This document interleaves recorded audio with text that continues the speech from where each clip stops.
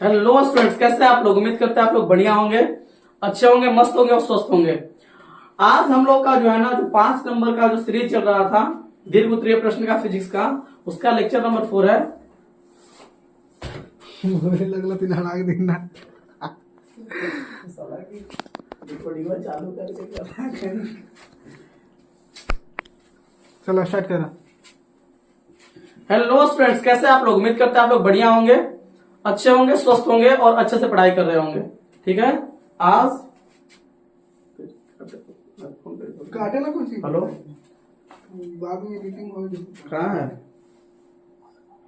Start हो गई तो हेलो, बोले के बार एसडीएम है, केबल तोड़े में है ना। हाँ सीपीयू लगाना हो रहा है ना, तोरे तोरे भी होगा। अब ऐसे है 4 गो एचडी में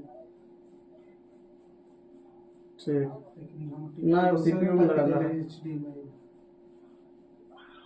हाँ भाई, वही लगा लो।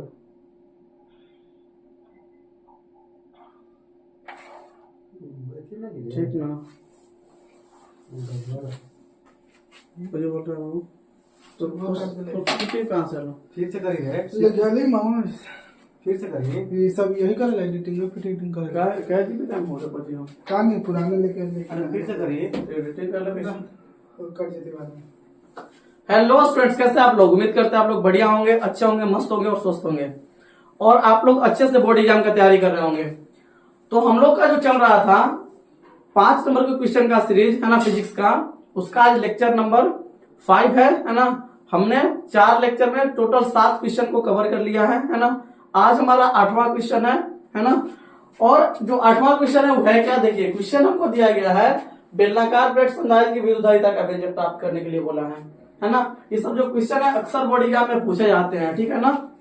तो हम आप लोग को टॉप 25 क्वेश्चन बताएंगे 5 नंबर वाला, और उसमें से आपके बोर्ड एग्जाम में पक्का 3 क्वेश्चन आ ही जाएगा, है ना। तो आप लोग ढंग से देखिए और फुल कंसंट्रेशन के साथ देखिए, ठीक है जी। तो चलिए, आज हमारा क्या क्वेश्चन है कि 8वां क्वेश्चन है, तो इसको अपन सोल्व करते हैं। क्वेश्चन क्या है, बेलनाकार प्लेट संधारित्र की विद्युदायिता ज्ञात करने के लिए। देखिए, हमने क्या क्या कवर किया। समानांतर प्लेट संधारित्र बता दिए, यौगिक परावैद्युत वाले समानांतर प्लेट संधारित्र, है ना। तो 2 तरह के संधारित्र तो कवर कर लिए हम लोग। आज से बेलनाकार प्लेट संधारित्र आसान है, थोड़ा सा आपको क्या करना पड़ेगा, कंसंट्रेशन के साथ देखना पड़ेगा। देखिए, अगर इसका हम फिगर बनाए बेलनाकार प्लेट संधारित्र का, तो कुछ ऐसा फिगर बनता है इसका।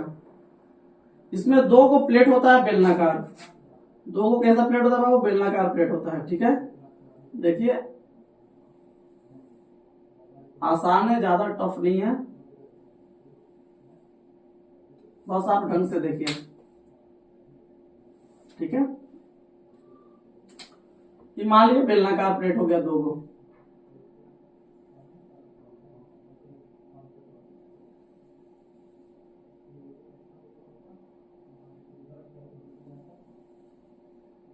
ठीक है।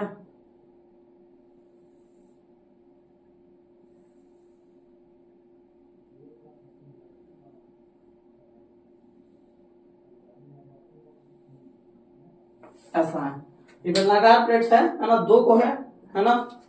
अब इन दोनों प्लेटों का अगर आप नाम देना चाहें तो दे सकते हैं, है ना।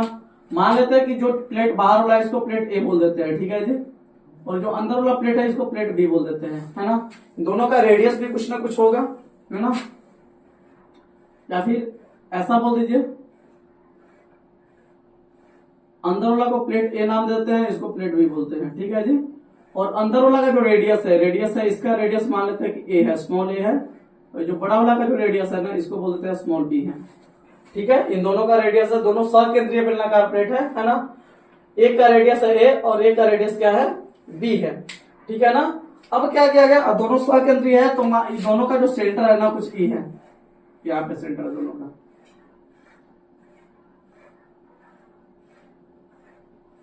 ठीक है जी। एग्जाम में डायग्राम आप लोग ध्यान से बनाइएगा, क्योंकि अगर डायग्राम गलती होगा तो आपको डेरिवेशन गलती होने का चांसेस ज्यादा रहता है ना। तो आप इसको ध्यान से बनाइएगा, ठीक है ना। अब देखिए यहाँ पे आराम से देखिए। अब इसमें क्या है बाबू, दोनों का रेडियस दे दिया गया। इसमें क्या किया गया, एक प्लेट को किया गया भुद्रित, एक प्लेट को भुद्रित करेंगे और एक प्लेट को आवेश देंगे। मान लीजिए हमने प्लेट ए को हमने प्लस क्यू आवेश दिया, इसको हमने आवेश दिया, तो आवेश क्या होगा, इसके सतह पर फैल जाएगा। आवेश तब इधर इसके सतह पर आ गया, ठीक है। इसमें भी आवेश कहाँ आ गया, इसके सतह पर आ गया। बना सकते हैं आप लोग। प्लस क्यू आवेश दिया ना, तो आवेश के सतह पर क्या आएगा, सब पॉजिटिव चार्ज आएगा, ठीक है। इसके सतह पर क्या आ गया, सब पॉजिटिव चार्ज आ गया। आराम से देखते चलिए, ठीक है। इसके भी सतह पर कौन चार्ज आ जाएगा, इधर इधर आ जाएगा पॉजिटिव।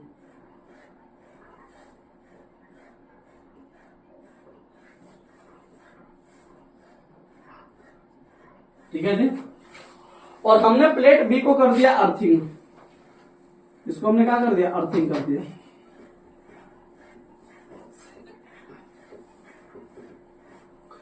जब इसको हम अर्थिंग करेंगे तो अर्थिंग करने के बाद क्या होगा बताइए।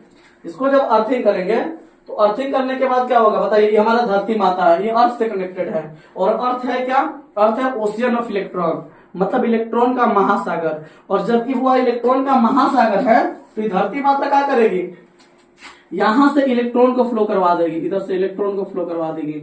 और जैसे इधर से इलेक्ट्रॉन को फ्लो करवाएगी तो यहाँ पे जो है ना, यहाँ पे खुद से निगेटिव चार्ज डेवलप हो जाएगा, निगेटिव चार्ज यहां से खुद से डेवलप हो जाएगा। ऐसा कुछ समझ में आ रहा बात।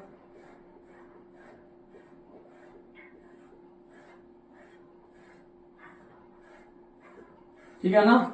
अच्छा, यहाँ निगेटिव चार्ज खुद से, और इस पर क्या जाएगा, जितना इस पर पॉजिटिव रहेगा इस पर उतना कितना रहेगा, निगेटिव चार्ज। ये बात आप लोग याद रखिएगा, है ना। ये आवेशित होता है ना, अर्थ से जैसे ही कनेक्ट किया जाता है, इस पर जितना पॉजिटिव चार्ज होता है प्लेट ए पर, प्लेट बी पर उतना खुद से निगेटिव चार्ज डेवलप हो जाता है, माइनस क्यू आवेश। ठीक है जी।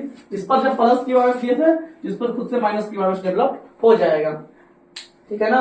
अब क्या करना है हमको, इसका क्या निकालना है, इसका जो संधारित्र बना, इसमें जो संधारित्र बना इसका हमको निकालना है विद्युत धारिता। तो विद्युत धारिता निकालने के लिए हमको जरूरत पड़ेगा इलेक्ट्रिक फील्ड का, विद्युत क्षेत्र का। तो मान लेते हैं कि जो है ना, ये जो बेलन है, जो प्लेट ए है, इससे कितना दूरी पर, सपोज डेट मान लीजिए आर दूरी पर, कितना दूरी पर, आर दूरी पर एक पॉइंट पी है, और यहाँ पे हमको देखना है इलेक्ट्रिक फील्ड। तो यहाँ पे इलेक्ट्रिक फील्ड कितना होगा बताइए। प्लेट ए से कितना, प्लेट ए से आर दूरी पर एक पॉइंट पी है ना। प्लेट ए से आर दूरी पर एक पॉइंट क्या है, पी है ना। वो जहां पे मान लेते हैं कि इलेक्ट्रिक फील्ड का जो परिमाण है वो सपोज डेट ए है, कितना है, ई है। आराम से देखिए, पूरा चीज आपको समझ में आएगा, ठीक है। हम क्या बोल रहे हैं, हमने बोला कि माना कि, यहाँ पे बोल देते हैं, यहाँ पे अगर लिखा जाए तो माना कि लिख सकते हैं, है ना। यहाँ पे अगर लिखे यदि प्लेट ए से आर दूरी पर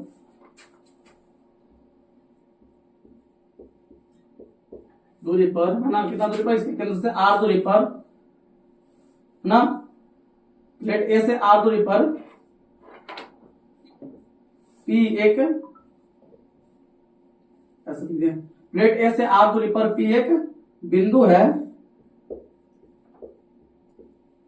जहां विद्युत क्षेत्र का परिमाण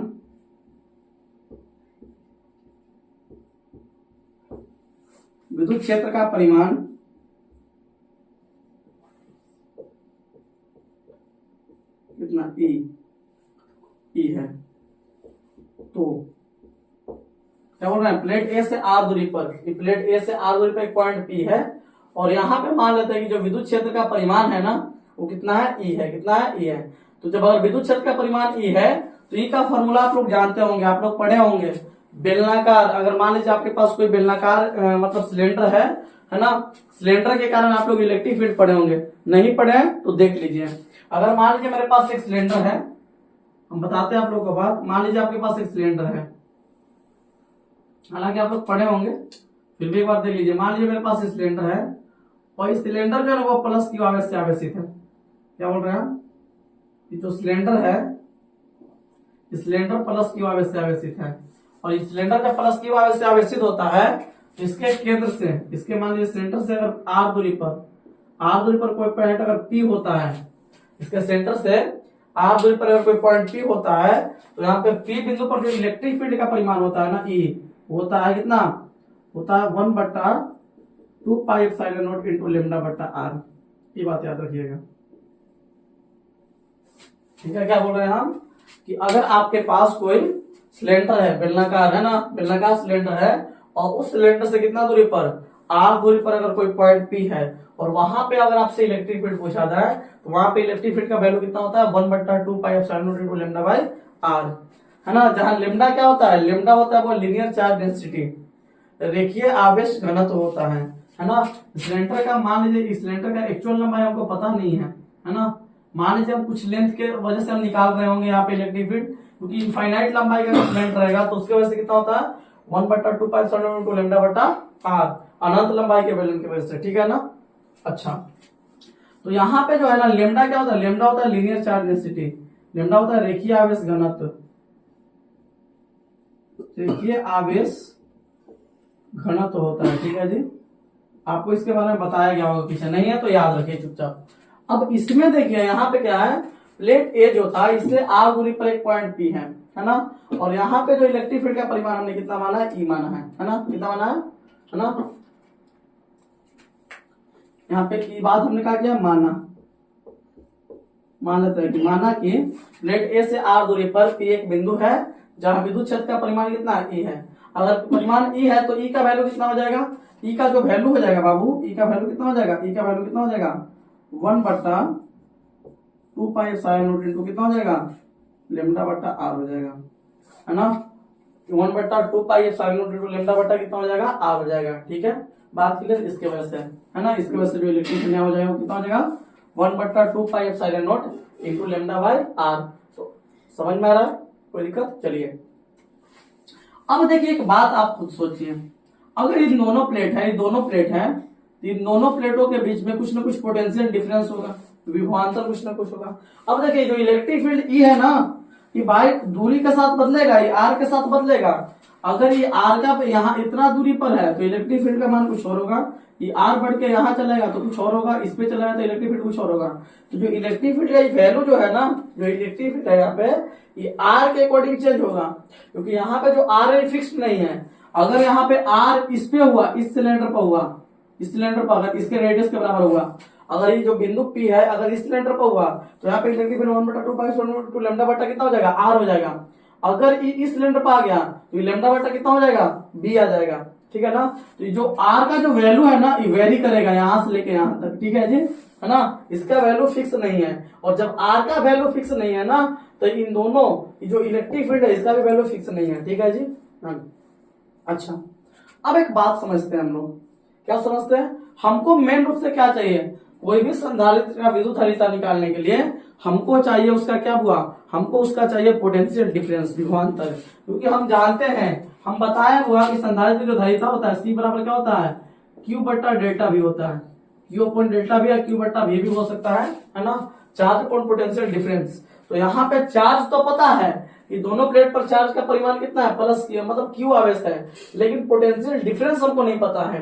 तो हमको निकालना पड़ेगा वो दोनों प्लेटों के बीच पोटेंशियल डिफरेंस निकालना पड़ेगा, मतलब विभवांतर का मान निकालना पड़ेगा, ठीक है ना। अब सुनिए, तो यहां पे लिखेंगे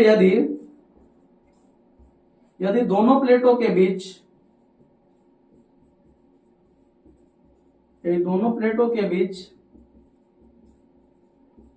विभवांतर है कितना हो, भी विभवांतर कितना हो, भी या डेल्टा भी मान लीजिए, यदि दोनों प्लेटों के बीच विभवांतर डेल्टा भी हो तो डेल्टा भी बराबर एक फॉर्मूला आप लोग पढ़े होंगे, डेल्टा भी बराबर का फॉर्मूला होता है, डेल्टा भी बराबर फॉर्मूला जो होता है क्या होता है, इंटीग्रेशन ए डीएक्स। लेकिन यहाँ पे एक्स नहीं आएगा, क्यों, यहाँ पे एक्स नहीं आएगा, क्यों, क्योंकि यहाँ पे जो है ना, यहाँ पे जो इलेक्ट्रिक फील्ड है, अगर इलेक्ट्रिक फील्ड एक्स के रिस्पेक्ट में बदलता है, आराम सुनिए, जब इलेक्ट्रिक फील्ड एक्स के रिस्पेक्ट में बदलता है तब यहाँ पे क्या आता है एक्स, लेकिन यहाँ पे इलेक्ट्रिक फील्ड x के साथ नहीं बदल रहा है, यहाँ पे इलेक्ट्रिक फील्ड r के साथ बदल रहा है ना, r के साथ बदल रहा है। तो यहाँ पे dx ना आगे क्या आ जाएगा, यहाँ पे dr आ जाएगा, है ना। डेल्टा v बराबर क्या हो जाएगा, इंटीग्रेशन e dr, ठीक है ना। अब क्या करेंगे, कोई दिक्कत। अब एक बात सुनिएगा, तो यहां से अगर हम डेल्टा v का वैल्यू निकालें, डेल्टा v का अगर वैल्यू निकालें इंटीग्रेशन का उपयोग करके निकाल सकते हैं हम। कैसे निकालेंगे, ये डेल्टा v बराबर इंटीग्रेशन e का वैल्यू कितना है, e का वैल्यू कितना है 1/2 pi epsilon into lambda by r, है ना। एक्चुअल में अगर देखा जाए ना तो यहाँ पे होता है vector e dot vector dr होता है, vector e dot vector dr, दोनों क्या होता है, दोनों का डॉट प्रोडक्ट होता है। और डॉट प्रोडक्ट का फॉर्मूला पढ़े हैं, आपको पता है कि vector a dot vector b बराबर क्या होता है। देखिए यहाँ पे अगर देखा है तो आपको ये बात पता है कि vector a dot vector b बराबर क्या होता है, बराबर आप लोग पढ़े होंगे ab cos theta, ab cos theta, जहाँ क्या होता है थीटा जो होता है ना वेक्टर a और वेक्टर b के बीच का एंगल होता है। अगर यहाँ पर आप निकालेंगे ना, यहाँ पर अगर इसको ऐसे लिखेंगे हम तो कैसे लिख सकते हैं, e dr cos थीटा लिख सकते हैं। क्या लिख सकते हैं, e dr cos थीटा। लेकिन थीटा का वैल्यू क्या, मान लेते हैं कि यहाँ पे जो इलेक्ट्रिक फील्ड है ना इधर है, ये बाहर की ओर है इलेक्ट्रिक फील्ड यहाँ पे, और मान लेते हैं कि एरिया वेक्टर का भी जो डायरेक्शन है ना इधर है, एरिया वेक्टर नहीं सपोज है आर का, पोजीशन वेक्टर का जो आर का भी डायरेक्शन है उधरे है, मान लेते हैं दोनों का डायरेक्शन उधरे है। और अगर दोनों का डायरेक्शन उधरे रहेगा बाबू तो यहाँ पे दोनों के बीच का एंगल कितना हो जाएगा, 0 डिग्री हो जाएगा, ठीक है, ऐसा मान लीजिए, कोई दिक्कत। अब अगर इसको हम सोल्व करें तो यहाँ से इंटीग्रेशन क्या हो जाएगा, ई डी आर हो जाएगा, कितना हो जाएगा, ई डी आर। अब इसको अगर सोल्व करेंगे तो इंटीग्रेशन ई का वैल्यू कितना है बाबू, ई का वैल्यू आपका दिया गया है कितना 1/2 pi epsilon into lambda by r, कितना दिया गया है, ई का वैल्यू आपका हुआ 1/2 पाई एप्सिलॉन इनटू कितना लैम्डा बटा आर इनटू कितना है डी आर। अब यहाँ पे एक बात समझना है, लेमडा जो है ना, लेमडा है लीनियर चार्ज डेंसिटी, रेखीय आवेश घनत्व, और ये पूरा कैपेसिटर के लिए जो पूरा चार्ज बटा हुआ है, ये पूरा के लिए जो लीनियर चार्ज डेंसिटी होगा, लेमडा का जो वैल्यू होगा वो क्या होगा, फिक्स्ड होगा। कितना होगा, फिक्स होगा। आप चाहे तो लेमडा का वैल्यू निकाल भी सकते हैं। मान लेते हैं कि जो प्लेट का जो लंबाई है ना, प्लेट का जो लंबाई है वो कितना मान लेते हैं कुछ समय के लिए एल। तो अगर प्लेट का लंबाई अगर एल हम मान लिए तो हम इसका उपयोग करके हम क्या करते हैं, लेमडा का वैल्यू निकाल भी सकते हैं। बात क्लियर है, लीनियर चार्ज डेंसिटी निकाल सकते हैं। और वैसे भी आप एक बात याद रखिएगा कि चाहे रेखीय आवेश घनत्व रहे, चाहे पृष्ठीय आवेश घनत्व रहे, चाहे फिर आयतन आवेश घनत्व रहे, सबका मान होता है कांस्टेंट, है ना, है ना। हम लोग के सिलेबस में सबका मान एक तरह कांस्टेंट है। तो यहाँ पर भी अगर देखा जाए तो यहाँ पर भी लेमडा का मान क्या रहेगा, कांस्टेंट रहेगा, क्योंकि पूरा बॉडी पर एक समान रूप से चार्ज फैला है। और जब ये पूरा बॉडी पर चार्ज एक समान रूप से फैला है तो उस कंडीशन में जो लीनियर चार्ज डेंसिटी का वैल्यू होगा वो कांस्टेंट होगा। तो जब लीनियर चार्ज डेंसिटी कांस्टेंट है तो ये चल जाएगा बाहर, टू भी कांस्टेंट, पाई भी कांस्टेंट, पाई का वैल्यू पाई/7 होता है, पाई भी कांस्टेंट, एप्सिलॉन नॉट भी कांस्टेंट होता है, क्योंकि एप्सिलॉन नॉट का भी मान होता है, कितना होता है 8 हम लोग 8 5 4 में 10 के पावर -12 पढ़े होंगे आप लोग।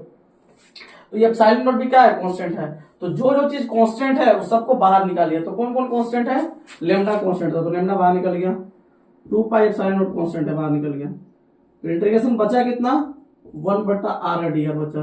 कहेगा कि r कांस्टेंट नहीं है, नहीं r कांस्टेंट नहीं है, क्यों, क्योंकि यहाँ पे अगर p बिंदु यहाँ पे है तो r का मान ही r है।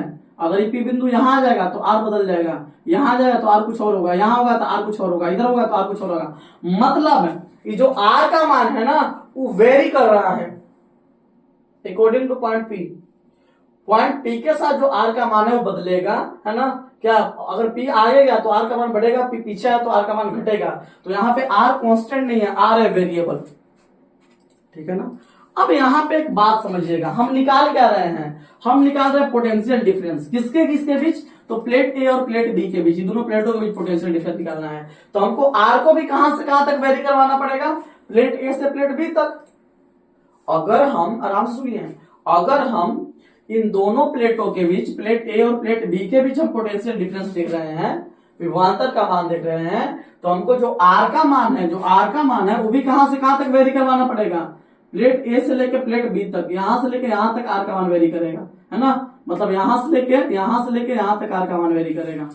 आराम सुनिए, अगर हम इन दोनों प्लेटों के बीच पोटेंशियल डिफरेंस देख रहे हैं, प्लेट ए, ये प्लेट ए है और ये पूरा प्लेट बी, अगर इन दोनों प्लेटों के बीच हम विभवांतर देख रहे हैं तो r का मान यहां से लेकर कहां तक वेरी करेगा, यहां तक वेरी करेगा, है ना। तब ना हमको पोटेंशियल डिफरेंस मिलेगा। और जब यहां से यहां तक अगर r वेरी करेगा, इसके सतह से इसके सतह तक, तो जब यहां पे p पॉइंट रहेगा तो r का मान कितना होगा, जब यहाँ पे p पॉइंट रहेगा तो r का मान रहेगा इसके रेडियस के बराबर, इसके रेडियस के बराबर, है ना। और इसका रेडियस कितना है, ए है।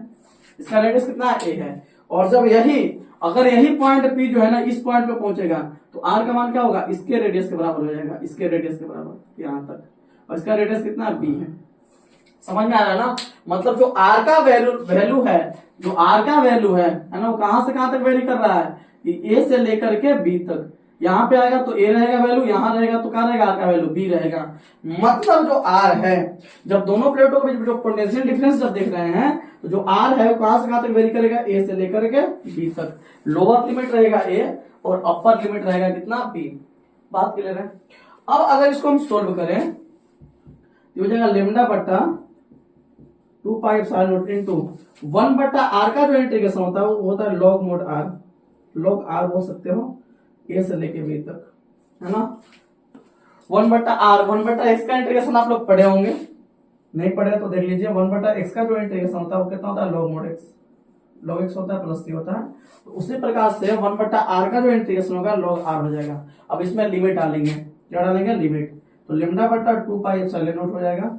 इसमें लिमिट डालेंगे, पहले कौन लिमिट डालेंगे, तो पहले इसमें डालेंगे अपर लिमिट। कौन लिमिट, अपर। तो इसमें जब अपर लिमिट डालेंगे तो क्या हो जाएगा, लॉग क्या हो जाएगा, हो जाएगा log b minus lower limit डालेंगे तो क्या हो जाएगा, log a. Log b minus log a, ठीक है। पहले इसमें अपर लिमिट डालें तो log b माइनस और लोअर लिमिट डालेंगे तो log a। अब एक बात, एक फॉर्मूला आप लोग पढ़े होंगे, है ना, पढ़े होंगे आप लोग मैथ्स में फॉर्मूला पढ़े होंगे। क्या पढ़े होंगे बुआ, कि log m minus log n, log m minus log n बराबर क्या होता है, log m बाई n होता है। log m बाई n होता है, आप लोग पढ़े होंगे ये बात कि log m minus log n बराबर क्या होता है, log m बाई n होता है। तो यहाँ पर वही तो हो रहा है कि log m के जगह b है और माइनस लॉग n के जगह क्या है, a है। तो log m minus log n बराबर क्या होगा, log m बाई n।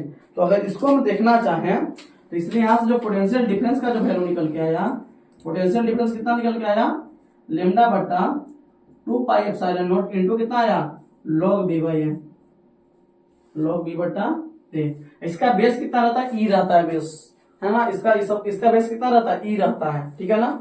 अब एक बात और सुनिए, अगर आप लेमडा का वैल्यू बैठाना चाहे, लेमडा का वैल्यू यहाँ रखना चाहे तो रख सकते हैं। यहाँ से लेमडा का वैल्यू आप निकाल सकते हैं। कैसे सर, कैसे निकाल सकते हैं, तो देखिए लेमडा जो होता है ना, लीनियर चार्ज डेंसिटी होता है। क्या होता है, लीनियर चार्ज डेंसिटी। तो लेमडा का जो वैल्यू होता है कितना बराबर होता है, लेमडा बराबर आप लोग पढ़े होंगे क्यू बाई ए। लेमडा बराबर कितना होता है, क्यू बटा एल। कितना होता है, क्यू बटा एल। मतलब एकांक लंबाई पर आवेश की मात्रा।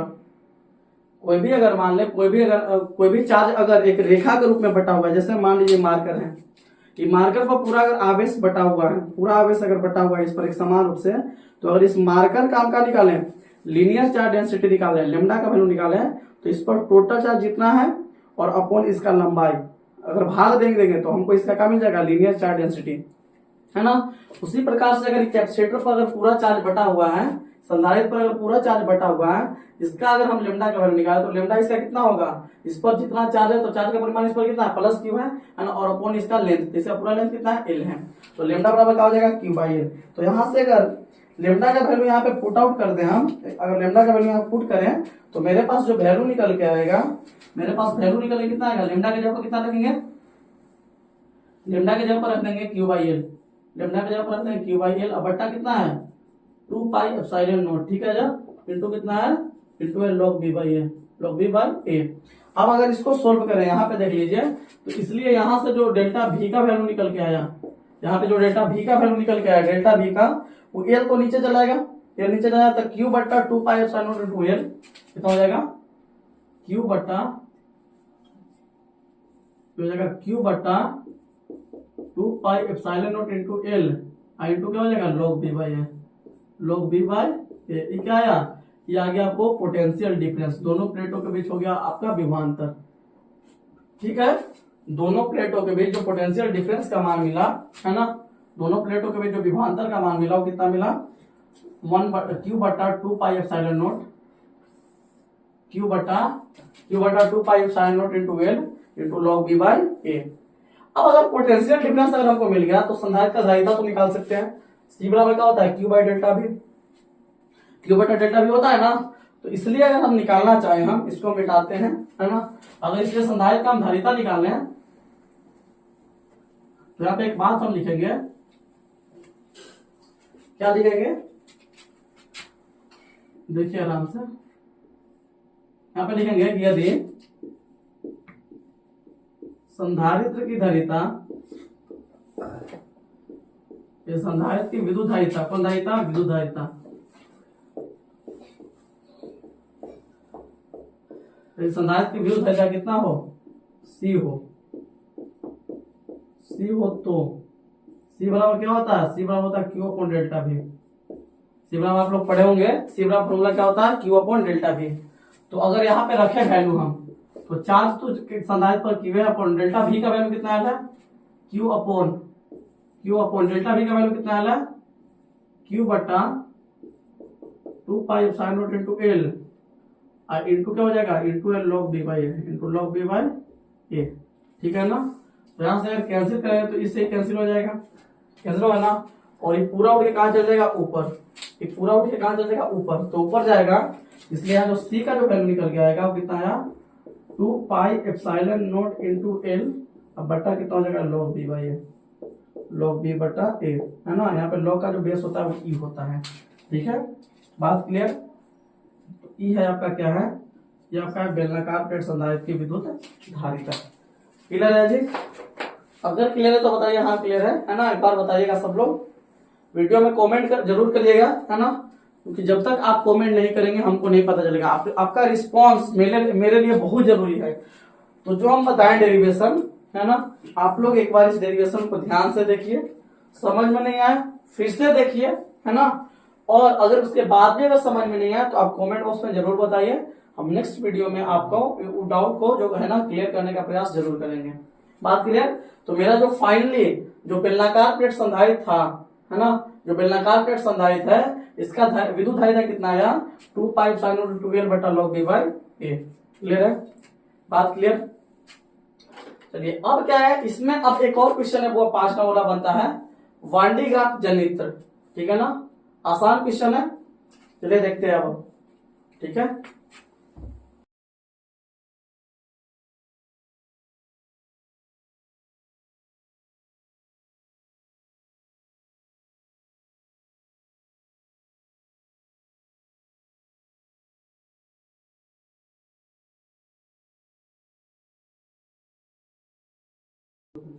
आराम सुनिए सब लोग, है ना। अब हम लोग करने वाले हैं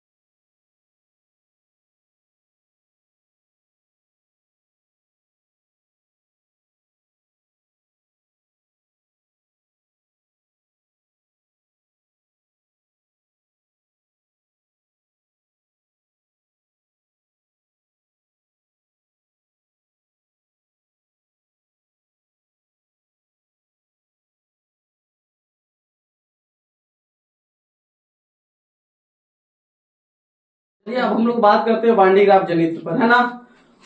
अब हम लोग के जो एग्जाम में पूछा जाता है, पूछता है क्या, जो 9 नंबर क्वेश्चन है आज हम लोग का, वान डी ग्राफ जनित्र का, वान डी ग्राफ जनित्र का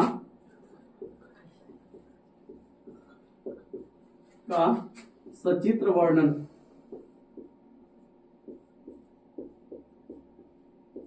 करें, ठीक है ना। वान डी ग्राफ जनित्र का सचित्र वर्णन करें। अब इसमें देखिए वान डी ग्राफ जनित्र क्या है, अगर इसके बारे में अगर पूछे कि वान डी ग्राफ जनित्र है क्या, तो वान डी ग्राफ जनित्र होता है एक स्थिर वैद्युत मशीन, ठीक है ना, है ना। वान डी ग्राफ जनित्र क्या होता है, अगर कोई पूछेगा आपसे, तो वान डी ग्राफ जनित्र के बारे में अगर कुछ कुछ बात हम लिखें, है ना, कुछ कुछ बात अगर वान डी ग्राफ जनित्र के बारे में लिखें, वान डी ग्राफ जनित्र वान डी ग्राफ जनित्र के बारे में कुछ बात लिखी है। तो वान डी ग्राफ है क्या? तो वान डी ग्राफ जनित्र जो है एक स्थिर वैद्युत मशीन है ना, है ना। वान डी ग्राफ जनित्र क्या है? एक स्थिर वैद्युत मशीन है जिसके द्वारा कई लाख विभवांतर उत्पन्न किया जाता है। बहुत मतलब बहुत हाई वोल्टेज उत्पन्न किया जाता है इसके द्वारा, ठीक है ना। तो जो वान डी ग्राफ जनित्र होता है वो क्या होता है हुआ, है ना। हम यहाँ पे अगर इसको लिखना चाहे तो लिखेंगे कि यह एक स्थिर वैद्युत मशीन है, स्थिर वैद्युत मशीन है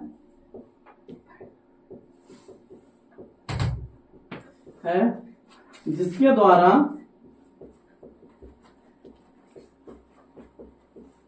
यह एक स्थिर वैद्युत मशीन है जिसके द्वारा कई लाख मतलब क्या, लगभग 10 लाख से भी अधिक बोल सकते हैं, 10 लाख से भी अधिक, 10 लाख से भी अधिक का विभवांतर उत्पन्न किया जाता है।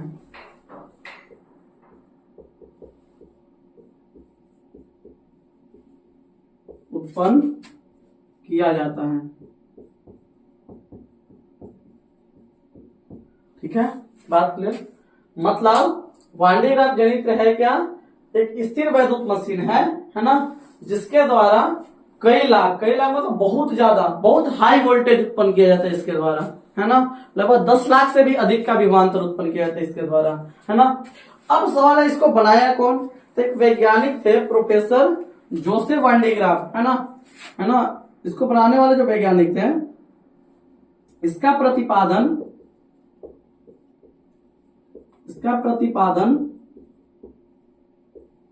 सन कितना ईस्वी में? सन 1931 ईस्वी में। सन 1931 ईस्वी में प्रोफेसर जोसेफ वान डी ग्राफ ने किया। जोसेफ वान डी ग्राफ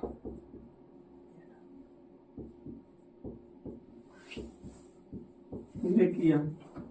और आपसे पूछेगा कि इसका प्रतिपादन कौन किया, तो इसका प्रतिपादन करने वाले वैज्ञानिक का नाम था प्रोफेसर जोसेफ वान डी ग्राफ। कब किए थे? 1931 ईस्वी में किए थे।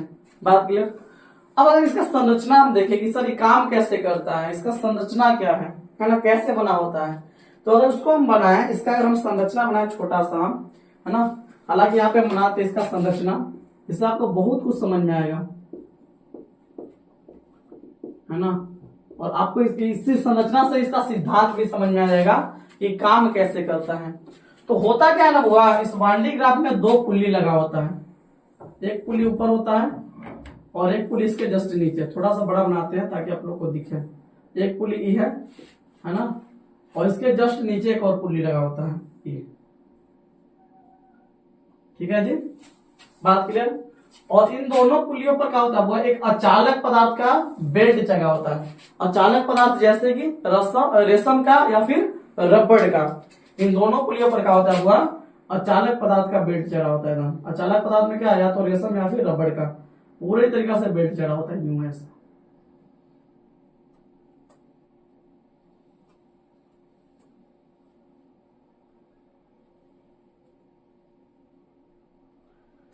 ऐसे बेल्ट चढ़ा है ना। इन दोनों पुली का अगर नाम दे तो दे सकते हैं आप। इसको मान लीजिए P1 बोल देते हैं, इसको बोल देते हैं P2, है ना। अब क्या किया जाता है, और यहाँ पे क्या होता है ना, वो यहाँ पे एक वो बहुत बड़ा क्या लगा होता है, गोला लगा होता है, अर्धगोला, ऐसा कुछ बहुत बड़ा गोला लगा होता है, अर्धगोला, ठीक है ना। और यहाँ पे एक कांटेदार कंघी लगा होता है, इसको कंघी बोल सकते हैं आप। सटा नहीं होता है, कांटेदार कंघी लगा होता है यहाँ पे, ठीक है ना। इस कंघी को आप बी बोल सकते हैं, कोई दिक्कत।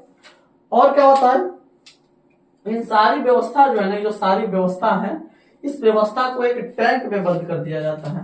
वो टैंक धातु का होता है हुआ, इस व्यवस्था को एक टैंक में बंद कर देते हैं। इसको एक टैंक में बंद कर दिया जाता है, टैंक में बंद कर दिया जाए। और इसमें क्या लगा होता है, इसमें टोटियां लगा होता है 2 को हुआ, जिसके द्वारा इसमें वायु को निम्न दाब पर रखा जाता है। यहाँ पे कुछ, ठीक है जी, इसमें टोटी लगा होता है, 2 को टोटी लगा होता है, ऐसा कुछ,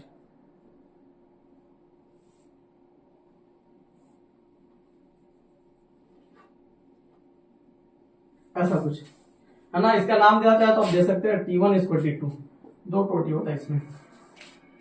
साथ ही साथ क्या होता है, यहाँ पे P2 घिरनी के समीप, इसके समीप एक और कांटेदार कंघी लगा होता है ऐसा, ठीक है जी। और इस जो कंघी लगा हुआ है इसको नाम देते हैं A, और इस कंघी को क्या कहता है, वो विद्युत मशीन के धनात्मक सिरे से जोड़ दिया जाता है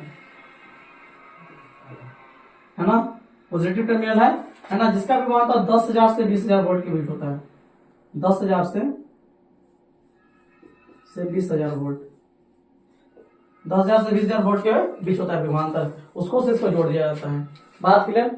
तो इस प्रकार का जो संरचना है ये है आपका वर्ल्ड डायग्राम। सिंपल देखिए, अलग अलग जगहों पर इसका डायग्राम आपको अलग अलग मिलेगा, कंफ्यूज नहीं होना है ना। हमको जो सिंपल बुझाया तो सिंपल डायग्राम हम बनाए हैं, आप लोग इससे समझ सकते हैं। अब इसका काम करने का अगर सिद्धांत देखें हम, अगर मान लीजिए इसको लिखेंगे संरचना के बारे में लिखिए, तो संरचना क्या लिखेंगे, है ना, कि वर्ल्ड जनित्र में धातु का बना एक बहुत बड़ा खोखला गोलाई जो है नदी का नहीं, बहुत बड़ा खोखला गोलाई इस होता है ना, जिसका निचला सतह क्या होता है, खुला रहता है। और इस खोखले गोले के है ना वो अंदर एक घिरनी का स्थित होता है P1, इस घिरनी के ठीक नीचे एक दूसरा घिरनी P2 स्थित होती है, और इन दोनों घिरनियों पर अचालक पदार्थ जैसे कि रेशम या रबड़ का बना हुआ बेल्ट चढ़ा होता है, पट्टी चढ़ा होता है, ठीक है ना। अच्छा, गोले के निचले भाग से कंघी B जुड़ी होती है तथा इन सारी व्यवस्थाओं को धातु की बनी एक टैंक में रख दी जाती है, जिसमें दो टोटियां T1 तथा T2 मतलब लगी होती है, जिसके द्वारा टैंक में वायु को निम्न दाब पर रखा जाता है ना। अब क्या किया जाता है, अब कांटेदार कंघी A को है ना विद्युत मशीन के धारा, अब क्या होगा, टैंक के निचले भाग से P2 घिरनी के समीप एक कंघी A लगी होती है, जिसे विद्युत मशीन के धनात्मक सिरे से जोड़ दिया जाता है, जिसका विभवांतर 10,000 से 20,000 वोल्ट के बीच होता है। ये है इसका क्या हुआ, इसका मतलब पूरा बनावट। फिर से सुनिए बनावट क्या बोले हम, कि वान डी ग्राफ जनित्र एक ऐसा स्थिर वैद्युत मशीन है ना। पहले यहां से बोलते हैं क्या, वान डी ग्राफ जनित्र रहेगा, आपसे पूछेगा तो वान डी ग्राफ का जनित्र है, वान डी ग्राफ जनित्र एक स्थिर वैद्युत मशीन है जिसके द्वारा कई लाख मतलब 10 लाख से भी अधिक का विभवांतर उत्पन्न किया जाता है ना भगवान। इसका प्रतिपादन कौन किया, तो सन 1931 ईस्वी में प्रोफेसर जोसेफ वान डी ग्राफ ने किया, है ना। संरचना क्या है इसका, तो संरचना ये है इसका पूरा, ठीक है ना। क्या होता है, तो वान डी ग्राफ जनित्र में धातु का बना एक बहुत बड़ा खोखला गोला होता है, जिसका निचला सतह क्या होता है, खुला रहता है। इस खोखले गोले के अंदर एक घिरनी P1 स्थित होती है तथा इस घिरनी के ठीक नीचे एक दूसरा घिरनी P2 स्थित होती है। इन दोनों घिरनियों पर अचालक पदार्थ जैसे कि रेशम या रबड़ का बना बेल्ट चढ़ा होता है ना बुआ। अच्छा, खोखले गोले के निचले भाग से कंघी B जुड़ी होती है। इन सारी व्यवस्थाओं को धातु की बनी एक टैंक में रख दी जाती है, जिसमें दो टोटियां T1 T2 रहती है बुआ, जिसके द्वारा टैंक में वायु को निम्न दाब पर रखा जाता है।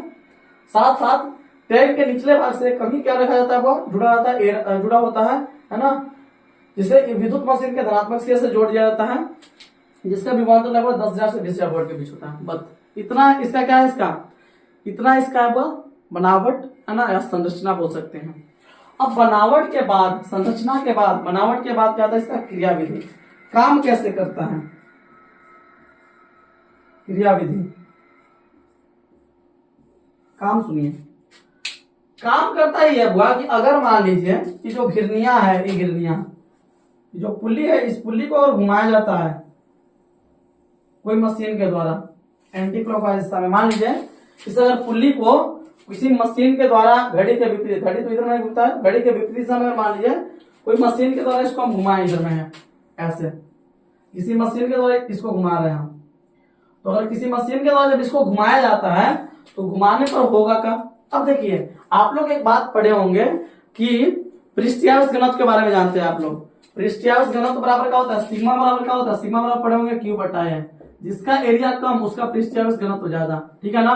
तो यहाँ पे कुछ ऐसा ही है, ये जो कंघी जो दिख रहा है आपको नुकीला है, और कंघी के नुकीला होने की वजह से क्या होता है, यहाँ का जो है ना पृष्ठीयावेश घनत्व बहुत ज्यादा होता है, और पृष्ठीयावेश घनत्व बहुत ज्यादा होने की वजह से यहाँ पर जो है ना हल्का हल्का पॉजिटिव चार्ज क्या होता है, जमा हो जाता है।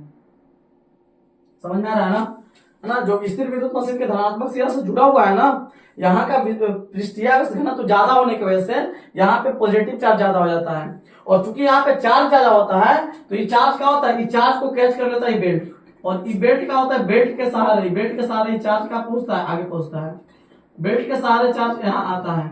और जैसे ही आता है, जैसे यहाँ पे आता है कंघी बी के समीप आता है, ये कंघी बी तुरंत इसको खींच लेता है, और इस पर खींचता है तो इस पर धीरे धीरे चार्ज का होना शुरू हो जाता है, धीरे धीरे चार्ज इस पर इकट्ठा होना शुरू हो जाता है। ऐसा नहीं कि सब चार्ज को खींच लेगा, नहीं, कुछ कुछ मतलब कुछ छूट भी जाएगा, कुछ इधर से आएगा, घूमेगा भी, लेकिन अधिकांशतः चार्ज को ही खींच लेता है। और फिर चार्ज का आता है, यहाँ पे सब चार्ज का होना शुरू हो जाता है, इकट्ठा होना शुरू हो जाता है। और एक स्थिति ऐसा आता है ना जब इसके सतह पर मतलब इतना ज्यादा चार्ज जमा हो जाता है, यहाँ पे पोटेंशियल डिफरेंस जो होता है ना 10 लाख से भी अधिक हो जाता है। यही इसका काम करने का सिद्धांत, काम इसी प्रकार से करता है। फिर से सुनिए, है ना, जब घिरनी P2 को किसी मशीन के द्वारा एंटी क्लॉकवाइज दिशा में तेजी से घुमाया जाता है तो कांटेदार कंघी ए के नुकीले भाग पर प्रबल धनावेश उत्पन्न होता है, जो बेल्ट के सहायता से कंघी बी तक पहुंचता है एवं धीरे धीरे उगले गोले के सतह पर एकत्रित होना शुरू हो जाता है। एवं एक स्थिति ऐसी आती है जब गोले के सतह पर 10 लाख से भी अधिक का विभवांतर उत्पन्न हो जाता है। ये था अपना क्या, वान डी ग्राफ जनित्र। उम्मीद करते हैं आप लोग को ढंग से समझ में आया होगा, है ना। अगर इससे रिलेटेड अभी भी कोई डाउट है तो हमने पूरा कॉन्सेप्ट समझाया है वान डी ग्राफ जनित्र का, है ना। हम बोले भी हैं, अगर चाहे तो आप उस चीज को लिख सकते हैं वीडियो को रोक रोक के, है ना। आज के लिए हम इतना ही रहने देते हैं, बाकी नेक्स्ट वीडियो में हम, है ना, इसके आगे जो क्वेश्चन और बचे हुए हैं उसको हम नेक्स्ट वीडियो में कवर करेंगे। आज के लिए इतना ही, goodbye, best of luck, जय हिंद।